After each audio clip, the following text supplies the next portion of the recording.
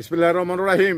আপনারা জানেন গণমাধ্যমে অনেক খবর এসছে, এই যে ছাত্র উপদেষ্টা মানে আসিফ মোহাম্মদ, সজীব ভূঁইয়া এবং মানে তথ্য উপদেষ্টা তারা কিন্তু পদত্যাগ করেছেন। কি কারণে পদত্যাগ করেছেন? তারা জাতীয় নির্বাচনে প্রতিদ্বন্দ্বিতা করবেন। তো এদের কতটুকু গ্রহণযোগ্যতা রয়েছে, তারা জাতীয় নির্বাচনে আসলে নির্বাচিত হওয়ার যোগ্যতা তাদের আছে কিনা, এবং রাজনৈতিক যে বায়োডাটা সেটা তাদের কতটুকু আছে, তো এটা জনগণ খতিয়ে দেখেই তো জনগণ ভোট দিবে। একটা মানে আইন প্রণেতা তৈরি করতে হলে যথেষ্ট সচেতন মানুষ বাংলাদেশে রয়েছেন।